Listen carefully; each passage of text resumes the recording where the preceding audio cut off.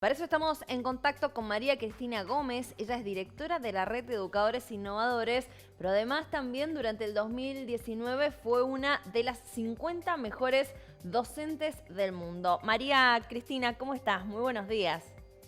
Muy buenos días, encantada. Bueno, muchas gracias por este contacto en un momento en donde la educación ha tenido que girar y que volverse virtual en un poco los ponchazos en algunos casos, quizás con un poco de estrategia más desarrollada que ya venían desarrollando desde hacía un tiempo y seguramente ya ahora con un segundo semestre un poco más aceitados todos, ¿no? ¿Cómo se analiza este contexto de esta educación virtual en la Argentina? Bueno, esta ha sido una salida de emergencia. Ujú. Realmente no estábamos preparados para esto, si bien había muchas experiencias más bien aisladas de educación a distancia, sobre todo las universidades, de Ujú. algunos colegios que tenían plataformas propias, pero era algo no significativo. Lo que hemos visto ahora, precisamente con esta encuesta de Argentinos por la Educación, ha sido Ujú. el resultado de una encuesta que hemos visto en escuelas primarias urbanas, donde se ve claramente que la rápida respuesta tuvo que ver con los teléfonos celulares, Claro. ¿no? La mayoría de los chicos, de las familias, resolvió la cuestión a través de los teléfonos celulares eh, de uso compartido, estamos hablando de escuelas primarias, y a través del WhatsApp. Y Ujú. todo lo que fue y vino fueron documentos escritos, es decir, PDFs y documentos, mucha fotocopia, mucho trabajo que tenía que ver con los mismos recursos que usaban los docentes en la presencialidad. Eh, de manera que esto es un dato muy significativo, ¿no? Eh, la dificultad tiene que ver con la conectividad, Ujú. obviamente. Nosotros hemos visto que aún los que tenían conectividad, porque especialmente esta encuesta se hizo en una cantidad de hogares que sí tenían conectividad. Claro. Y entonces lo que surge es que aún teniendo conectividad, solamente el 60% tenía wifi y el resto tenía algún tipo de conectividad a través de teléfonos de prepago Ujú. o de tarjetas, ¿no? Y Ujú. cualquiera de esos dos recursos también daba cuenta de la mala conexión. Entonces, ha habido muchas dificultades en esta cuestión. Entonces, efectivamente, el WhatsApp permitió mantener el vínculo pedagógico, pero sobre todo a través de la ida y vuelta de materiales escritos, generalmente de producción de los docentes. Ujú. Digamos, no los tomó desprevenidos en cuanto a ese recurso, pero también eso da cuenta de la carencia a veces del libro, ¿no? Eso nos está diciendo que hace muchos años que nuestras familias no acceden a material bibliográfico para los chicos, por ejemplo, ¿no? Y por Ujú. eso los docentes tienen ese repositorio enorme de ejercicios, fotocopias que en este momento escanearon y mandaron por WhatsApp. Ujú. Bueno, esto es entonces la aplicación que más se ha utilizado, pero qué desafíos también se pueden percibir, ¿no? A partir de esta encuesta que se ha realizado respecto del rol de los docentes, respecto del rol de los alumnos y de las familias también, ¿no? Que siempre han sido importantes en cuanto al apoyo escolar y a estar presentes y demás, pero en este momento en particular las familias también teniendo que de alguna manera dedicarle mucho más tiempo del que tal vez se dedicaba en otro momento, ¿no? Sí, las familias en este punto han colaborado muchísimo, pero también han sufrido mucho, Mucho, sí. porque es cierto que los padres digamos, este tipo de comunicación de la que estamos hablando, es Sí. decir, uso de celular, WhatsApp, teléfono que es de papá o mamá, y uso compartido, y solamente ida y vuelta de papeles, digamos, implica una mediatización a través de los adultos, ¿no? Ujú.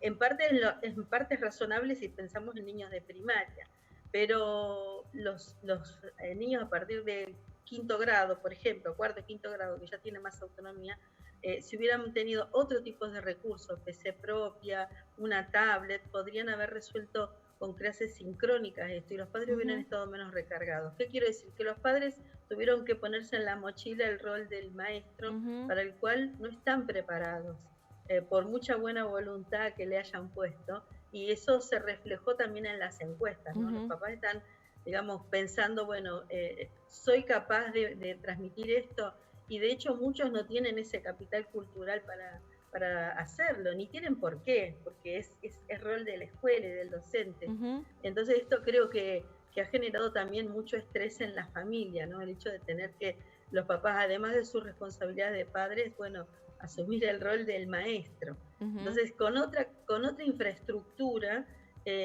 podemos sostener una educación en la virtualidad alternada mucho más eficiente y que lleve más tranquilidad a las familias. Ujú.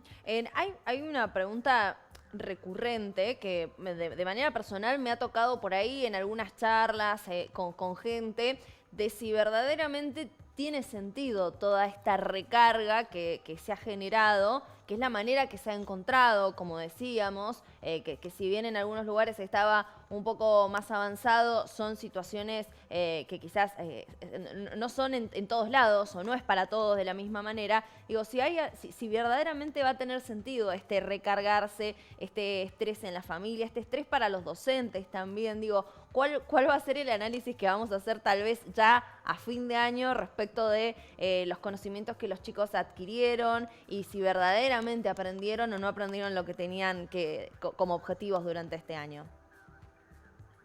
Bueno, yo creo que nosotros ya hemos aprendido, de hecho lo hemos hecho en muchas capacitaciones, y a uno al principio estos, digamos, la falta de experiencia hizo que lo primero que se hiciera fuera trasladar la presencialidad a la virtualidad. Entonces hemos Ujú, visto escuelas que tenían plataforma o que pudieron acceder a plataformas, donde los chicos empezaban a las 8 y terminaban a las 12 o a la 1. ujú, Eso no es sano. claro. Nosotros en la universidad, por ejemplo, sabemos que una clase de 3 horas presencial no puede pasar a la virtualidad en menos de 40, digamos, en más de 40 minutos. Ujú, Eh, no podemos sostener la atención, y aparte no es sano, entonces nosotros adaptarnos a la virtualidad implica un desarrollo didáctico diferente. ujú, Entonces nosotros ya las escuelas deberían estar trabajando en esto. claro. ¿Qué es Eh, lo que aprendieron los chicos? Evidentemente no aprendieron lo que esperábamos que aprendieran, eh, idealmente a principio de año. Esto requiere de un rediseño de contenidos, de valorar, bueno, cuáles son los contenidos prioritarios. Bueno, ujú. es un trabajo que creo que corresponde, si bien los ministerios de educación tienen que dar pautas claras, pero creo que también tiene que ver con el contexto de cada escuela, porque no es lo mismo una escuela que tuvo plataforma y conectividad, Ujú, aquellas en donde por la vulnerabilidad no han tenido ningún tipo de conexión, más que eh, esporádicamente algún contacto de cuadernillos o de claro. material escrito. Entonces, este es el desafío, recuperar a los que están desconectados. Bueno, sí, sin lugar a dudas será el desafío que se va a tener de aquí para el futuro. Bueno, adaptar también es importante esto y entender que no es lo mismo. Y también un poco me parece que es una situación que está ocurriendo en todo el mundo. En todo el mundo los chicos quizás no van a aprender lo que esperábamos que aprendieran durante este 2020. También un poco como para descomprimir, ¿no? Sí, pero es verdad que esto ha pasado en todo el mundo, pero nosotros tendríamos que estar pensando en resolver la cuestión, Claro.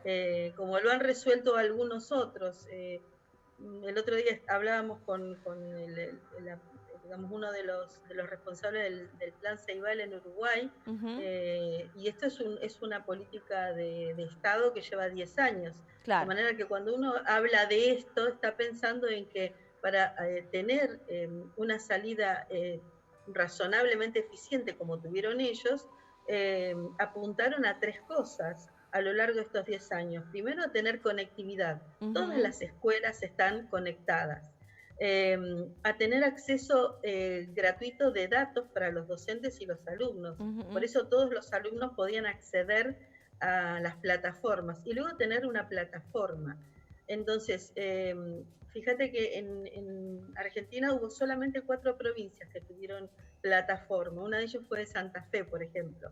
Pero ujú. el no tener acceso a datos y a conectividad hizo que una herramienta tan valiosa no tuviera el impacto que podría haber tenido. Claro. Entonces, eso es la parte que el Estado debe proveer, ¿no? Conectividad, acceso gratuito a los datos para docentes y alumnos y las plataformas, porque la mayoría tienen espacios virtuales en las páginas de educación de los ministerios de provincia, sí, pero son páginas estáticas, es decir, sí, uno puede encontrar ahí algún recurso, pero no puede tener un aula virtual en donde yo interactúe, claro. corrija, tenga las notas, evalúe, que es lo que me ofrece una plataforma virtual. Perfecto. Bueno, María Cristina, muchas gracias por este contacto. Encantada, mucho gusto.